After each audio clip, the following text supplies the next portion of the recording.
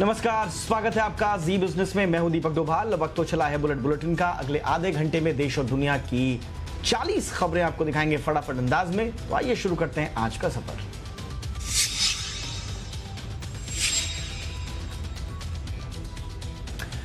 राजस्थान में सचिन पायलट की नाराजगी से गहलोत सरकार पर संकट के बादल छा गए हैं। कांग्रेस अब सचिन पायलट को मनाने के लिए पूरी कोशिश में जुट गई है। राजस्थान में मुख्यमंत्री अशोक गहलोत और सचिन पायलट के बीच समझौता कराने की जिम्मेदारी प्रियंका वाड्रा को सौंपी गई है। हालांकि सूत्रों के मुताबिक गहलोत के 109 विधायकों के समर्थन के दावे को सचिन पायलट गलत करार दे रहे हैं। सूत्रों के मुताबिक सचिन पायलट ने चुनौती दी है कि अगर उनके पास विधायकों का समर्थन है तो गिनती क्यों नहीं करवाते। पायलट ने यह भी कहा कि विधायकों को राज्यपाल के पास ले जाने की जगह होटल क्यों ले गए हैं गहलोत।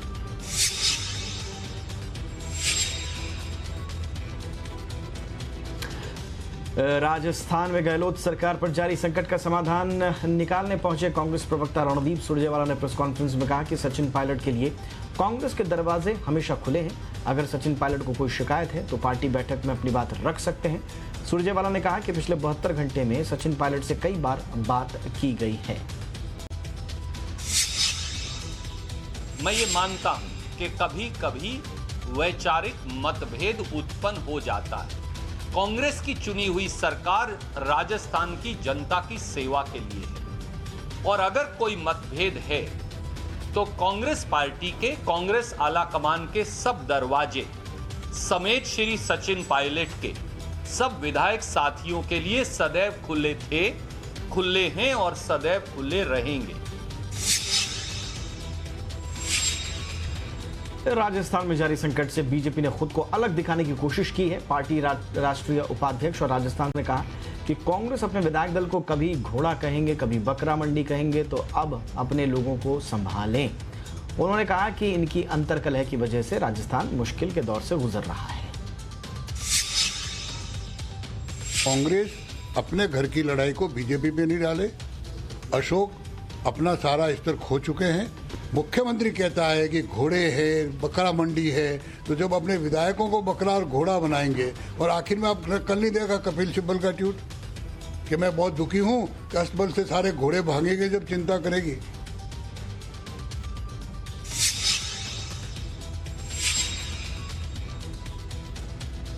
कांग्रेस नेता संजय निरुपम ने सचिन पायलट को समझाने की वकालत की है। निरुपम ने ट्वीट कर कहा कि बेहतर होगा सचिन पायलट पार्टी उनको समझाए और रोके। उन्होंने लिखा कि माना किसी एक नेता के जाने से पार्टी खत्म नहीं होती, लेकिन एक एक कर सभी चले गए तो पार्टी में बचेगा कौन। संजय निरुपम महाराष्ट्र में कांग्रेस के नेता हैं। महाराष्ट्र में चुनाव के दौरान उन्होंने भी बगावती रुख अख्तियार किया था।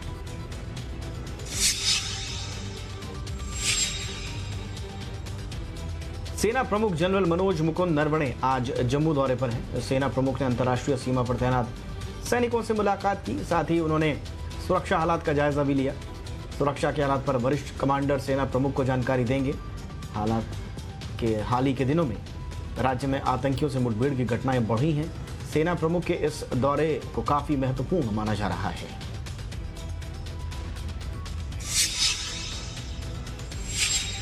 जम्मू कश्मीर के बारामूला में सुरक्षा बलों ने भारी मात्रा में हथियार बरामद किए हैं। ये हथियार उन आतंकवादियों से मिले हैं जो कल मुठभेड़ में मारे गए थे। हथियारों की बरामदगी को बड़ी सफलता के तौर पर देखा जा रहा है। इन हथियारों के पाकिस्तान में बने होने की आशंका है। वहीं जम्मू कश्मीर के अनंतनाग सुरक्षा बलों की आतंकियों से मुठभेड़ में 2 आतंकी मारे गए हैं अनंतनाग में।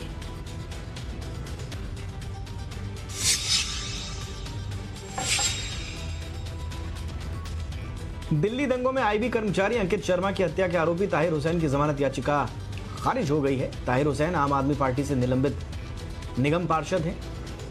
कड़कड़डूमा कोर्ट में दाखिल चार्जशीट में क्राइम ब्रांच ने ताहिर हुसैन समेत 10 लोगों को आरोपी बनाया है।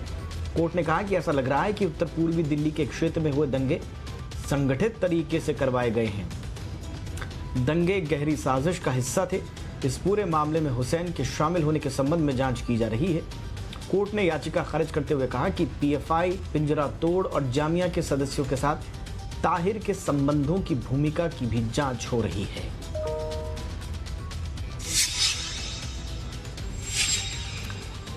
लाख कोशिशों के बावजूद कोरोना का संक्रमण थमने का नाम नहीं ले रहा है। बीते 24 घंटे में 28,700 से ज्यादा मामले सामने आए हैं। इस दौरान 500 लोगों की मौत हुई है। इसके साथ ही देश में कुल संक्रमितों का आंकड़ा 8,78,000 के पार पहुंच गया है। इनमें 3 लाख से ज्यादा एक्टिव केसेस हैं। 5,53,000 से ज्यादा लोग अभी तक ठीक हो चुके हैं। मरने वालों की संख्या भी 23,100 के पार हो गई है। वैश्विक स्तर पर कोरोना मामलों में भारत की भागीदारी 12% हो गई है, यानी कि दुनिया के हर 100 मरीजों में 12 भारत के हैं।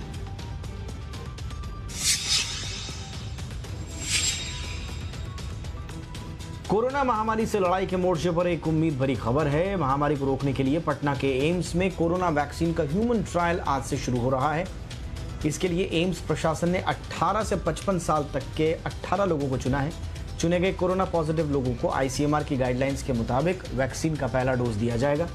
बता दें कि यह वैक्सीन आईसीएमआर और भारत बायोटेक द्वारा बनाई गई है।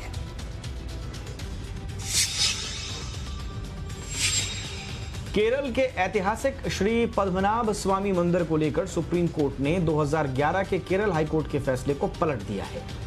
अब मंदिर की देखरेख की जिम्मेदारी पहले की तरह त्रावणकोर राज परिवार की होगी। 2011 में केरल हाईकोर्ट ने राज्य सरकार को आदेश दिया था कि वो एक ट्रस्ट का गठन करे जिसका मंदिर के मैनेजमेंट और संपत्तियों पर अधिकार होगा। केरल हाईकोर्ट के फैसले को त्रावणकोर के पूर्व शाही परिवार ने सुप्रीम कोर्ट में चुनौती दी थी। सुप्रीम कोर्ट ने कहा कि फिलहाल मंदिर की व्यवस्था तिरुवनंतपुरम के जिला जज की अध्यक्षता वाली कमेटी देखेगी। मंदिर के पास करीब 2 लाख करोड़ की संपत्ति है।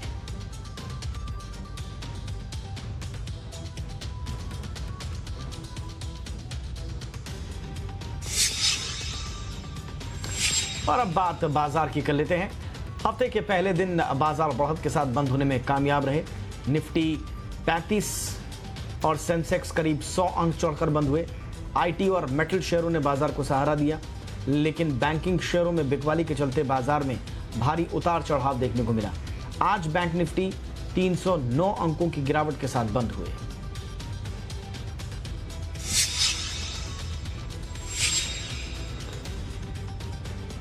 स्पेशलिटी केमिकल बनाने वाली कंपनी रोसारी बायोटेक का आज आईपीओ खुला है।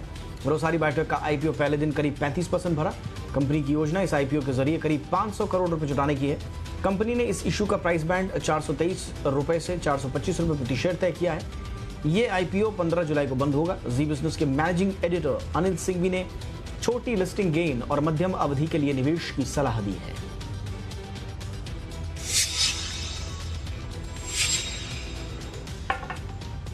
मार्केट रेगुलेटर सेबी के नए चेयरमैन को लेकर अगले हफ्ते बैठक हो सकती है। जी बिजनेस को मिली एक्सक्लूसिव जानकारी के मुताबिक सरकार 2 विकल्पों पर विचार कर रही है। सूत्रों के मुताबिक पहले विकल्प में मौजूदा चेयरमैन अजय त्यागी को एक्सटेंशन मुमकिन है। सूत्रों का कहना है कि अजय त्यागी को 18 महीने का एक्सटेंशन मिल सकता है। कोरोना के चलते अनिश्चितता बढ़ने से उन्हें एक्सटेंशन दिया जा सकता है। हालांकि अतानु चक्रवर्ती, माधवी पुरी, अनिल मुकीम और हसमुख अढ़िया के नाम भी चर्चा में हैं।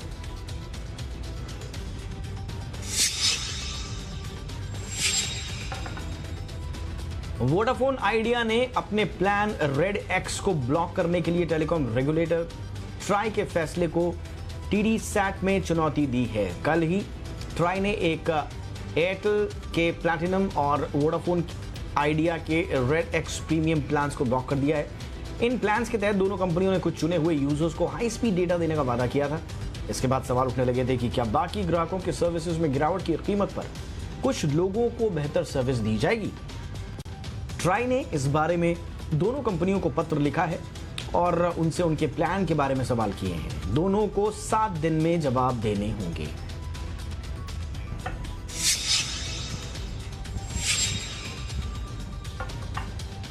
जियो प्लेटफॉर्म को एक और बड़ा निवेशक मिला है।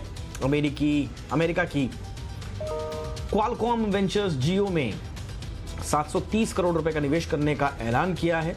इस निवेश के जरिए जियो में क्वालकॉम की हिस्सेदारी 0.15% होगी। इस समझौते के तहत जियो प्लेटफॉर्म्स का वैल्यू 5.16 लाख करोड़ रुपए हो गया है। आरआईएल ने जियो की 25.24% हिस्सेदारी बेचकर करीब 1,18,000 करोड़ रुपए जुटाए हैं। अब तक जियो में 13 कंपनियों के निवेश किए गए हैं। इनमें सबसे बड़ा निवेश फेसबुक का है। जिसमें करीब 44,000 करोड़ रुपए में 9.99% हिस्सेदारी खरीदी है।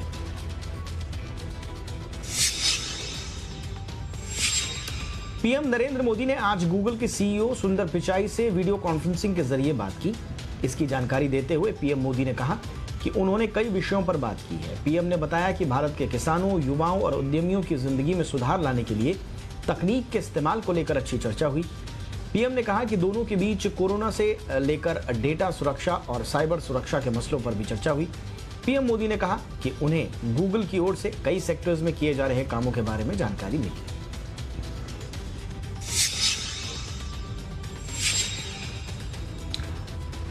पीएम मोदी के साथ बातचीत के दौरान गूगल के सीईओ ने इंडिया डिजिटाइजेशन फंड की घोषणा भी की है। इसके तहत गूगल भारत में 75,000 करोड़ रुपए का निवेश करेगा। यह निवेश अगले 5 से 7 सालों के दौरान किया जाएगा।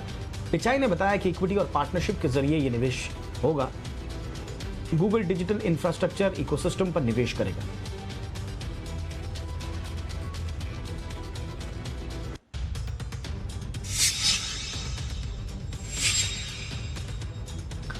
रोड ट्रांसपोर्ट मंत्रालय ने सभी राज्यों से कहा है कि वो गाड़ियों का रजिस्ट्रेशन करने या उनको फिटनेस सर्टिफिकेट जारी करते समय गाड़ी में लगे फास्टैग की डिटेल भी मांगे। इसके जरिए सरकार पता लगा सकेगी कि वो गाड़ी फास्टैग के जरिए इलेक्ट्रॉनिक पेमेंट का इस्तेमाल करता है या नहीं। मंत्रालय ने कहा कि नई गाड़ियों के रजिस्ट्रेशन करते समय भी फास्टैग की डिटेल देनी होगी। दरअसल कई गाड़ियों पर फास्टैग लगे होने के बावजूद ग्राहक इसे बैंक खाते से जोड़ने से बच रहे थे। मंत्रालय ने कहा कि फास्टैग के उपयोग से टोल प्लाजा में कोरोना को रोकने में मदद मिलेगी।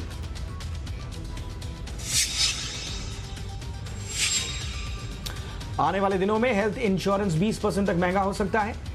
दरअसल इंश्योरेंस रेगुलेटर एडाई ने ज्यादातर बीमारियों को इंश्योरेंस में कवर करने का आदेश दिया है। इसके चलते हेल्थ बीमा प्लान में एक्सक्लूजन कम हो गया है और कंपनियों को भरपाई के लिए प्रीमियम बढ़ाने पड़ेंगे।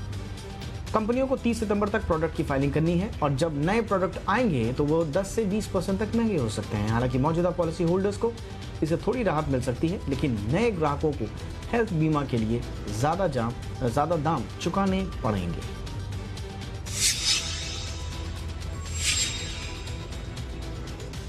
भारत में MG हेक्टर प्लस लॉन्च हो गई है। इसकी शुरुआती कीमत 13,49,000 रुपए है, जो 18,54,000 रुपए तक जाती है। ये भारत में MG हेक्टर का तीसरा वर्जन है। नई MG हेक्टर के 4 वेरिएंट लॉन्च किए गए हैं। 6 सीटर SUV हेक्टर प्लस में कुछ कॉस्मेटिक बदलाव किए गए हैं जो इसका लुक हेक्टर से अलग बनाती है। हेक्टर प्लस में हेक्टर से अलग क्रोम फ्रंट ग्रिल, नए LED, नए डिजाइन के real tail lamp, floating signal turn indicators दिए गए हैं। ये देश और दुनिया की बाकी 20 खबरों पर एक नजर डाल लेते हैं।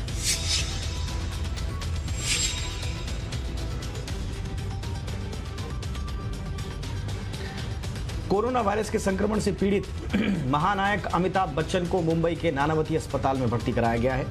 उनके बेटे अभिषेक बच्चन भी नानावती अस्पताल में भर्ती हैं। अस्पताल में दोनों के कमरे अगल बगल ही हैं और दोनों को मिलने की फिलहाल मनाही है। बताया जा रहा है कि दोनों की हालत स्थिर है। वहीं ऐश्वर्या राय और उनकी बेटी आराध्या बच्चन को होम क्वारंटाइन किया गया है। इस बीच बिग बी के घर पर काम करने वाले 26 स्टाफ मेंबर्स नेगेटिव निकले हैं। बिग बी और अभिषेक के लिए उनके फैंस लगातार प्रार्थनाएं कर रहे हैं।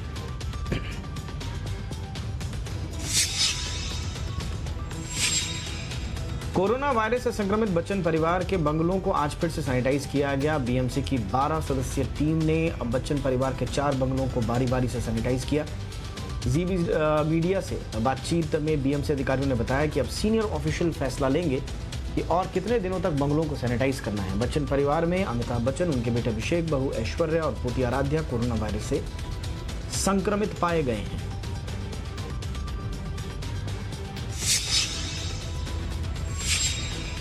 असम में बाढ़ ने हालात खराब कर रखे हैं। इस बीच असम में ब्रह्मपुत्र नदी का जलस्तर 20 सेंटीमीटर और बढ़ गया है।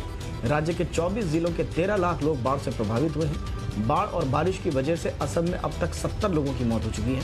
पिछले एक हफ्ते से हो रही बारिश के चलते ब्रह्मपुत्र नदी में पानी का स्तर बढ़ने से आई बाढ़ से ऊपरी असम के धेमाजी और निचले असम के बाड़पेटा पूरी तरह से प्रभावित हुए हैं।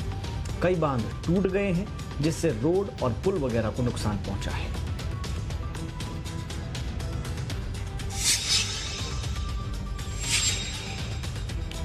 ICAI ने सुप्रीम कोर्ट को बताया है कि कोरोना के बढ़ते मामलों के चलते जुलाई और अगस्त के बीच होने वाली चार्टर्ड अकाउंटेंट यानी CA की परीक्षा रद्द कर दी गई है। पिछली सुनवाई में CA के छात्रों को सुप्रीम कोर्ट से राहत मिली थी और कोर्ट ने ICAI से कहा कि कोरोना वायरस के कारण छात्रों को परीक्षा केंद्र बदलने की अनुमति देने की तारीख बढ़ाई जाए। आज ICAI ने सुप्रीम कोर्ट को बताया कि नवंबर में छात्रों को परीक्षा का मौका मिलेगा।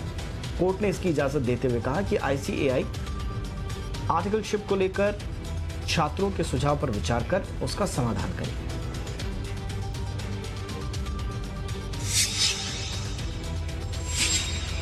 CBSE 12वीं बोर्ड में एक बार फिर से लड़कियों ने बाजी मारी है। इस साल 92.15% लड़कियां पास हुई हैं। CBSE 12वीं कक्षा का 88.78% रिजल्ट रहा। इस साल रिजल्ट में 5% का इजाफा हुआ है। बोर्ड परीक्षा में 11,92,961 स्टूडेंट शामिल हुए, जिनमें से 10,59,080 स्टूडेंट्स पास हुए।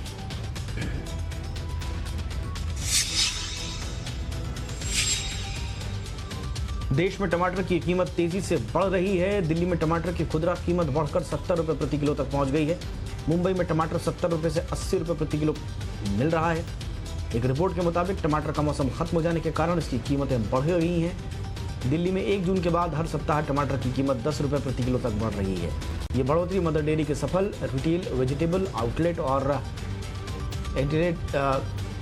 बिग बास्केट और ग्रोफर्स के प्लेटफॉर्म्स पर भी देखी गई है।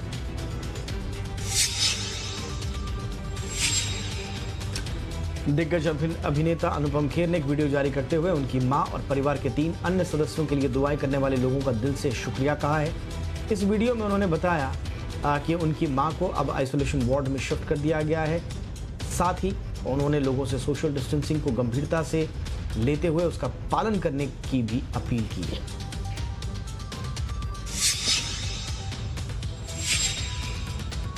उनतीस साल की उम्र में मॉडल और एक्ट्रेस दिव्या चौकसे कैंसर से अपनी जंग हार गई और रविवार को उनकी मौत हो गई। दिव्या से जुड़े कई लोगों ने सोशल मीडिया पर उनकी मौत की पुष्टि की है। उनके खास दोस्त निहारिका रायजादा, बहन सौम्या और एक्टर साहिल आनंद ने सोशल मीडिया पर उन्हें श्रद्धांजलि देते हुए उनकी मौत की जानकारी दी। दिव्या ने अपने आखिरी इंस्टाग्राम पर पोस्ट पर फैंस के लिए लिखा था कि अब मैं डेथ बेड पर हूं।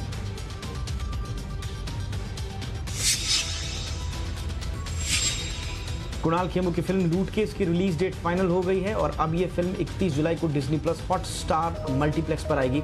इसी दिन विद्या बालन स्टार शकुंतला देवी बायोपिक भी रिलीज हो रही है। इससे पहले सुशांत सिंह राजपूत की फिल्म दिल बेचारा 24 जुलाई को रिलीज होगी। लूट केस में कुणाल खेमू, रणवीर शौरी, रसिक दुग्गल, विजय राज, गजराज राव नजर आएंगे।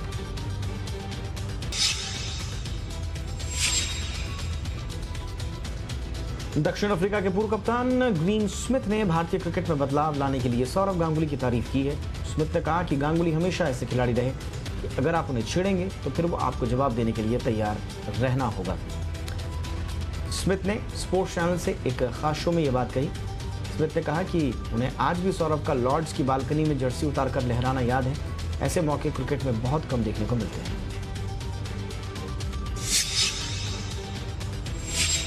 आज के दिन ही यानी 13 जुलाई 2002 को इंग्लैंड के खिलाफ नेटवेस्ट ट्रॉफी में भारत ने ऐतिहासिक तरीके से मैच जीता था।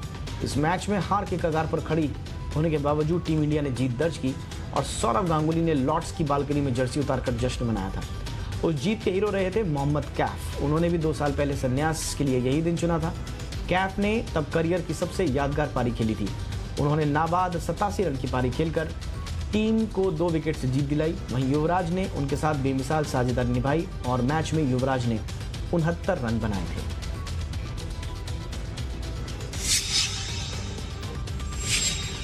साउथहैम्पटन में खेले गए टेस्ट मैच में वेस्टइंडीज ने इंग्लैंड को हरा दिया है। करीब 4 महीने बाद टेस्ट क्रिकेट में वापसी हुई और दिग्गज खिलाड़ियों ने इस मौके पर कैरीबाई टीम को बधाई दी। वेस्टइंडीज के सामने जीत के लिए 200 रनों का लक्ष्य था, जिसे कैरीबाई टीम ने 6 विकेट खोकर मैच के आखिरी सेशन में हासिल कर लिया। सचिन तेंदुलकर ने भी सोशल मीडिया पर मैच की तारीफ की। पिछले महीने कोरोना फ्री होने के बाद न्यूजीलैंड में क्रिकेट की वापसी की उम्मीदें जग गई हैं। देश के टॉप क्रिकेटर्स इस हफ्ते से हाई परफॉर्मेंस सेंटर में ट्रेनिंग शुरू कर देंगे। न्यूजीलैंड क्रिकेट ने आज एक बयान जारी कर इसकी जानकारी दी है। बोर्ड अगले कुछ महीने में मेल और फीमेल दोनों क्रिकेटर्स के लिए 6 नेशनल कैंप्स लगाएगा। न्यूजीलैंड पिछले महीने 8 जून को कोरोना मुक्त होने वाला दुनिया का पहला देश बना था। मैनचेस्टर सिटी पर चैंपियंस लीग में भाग लेने पर लगाए गए 2 साल के प्रतिबंध को हटा लिया गया है। टूर्नामेंट अगले महीने शुरू हो रहा है। हालांकि यूरोपीय फुटबॉल की संचालन संस्था के प्रतिबंध के खिलाफ टीम की अपील को बरकरार रखा गया है, लेकिन जांचकर्ताओं के साथ सहयोग न करने पर 10 मिलियन यूरो यानी 85 करोड़ रुपए से ज्यादा का जुर्माना भी लगाया गया है।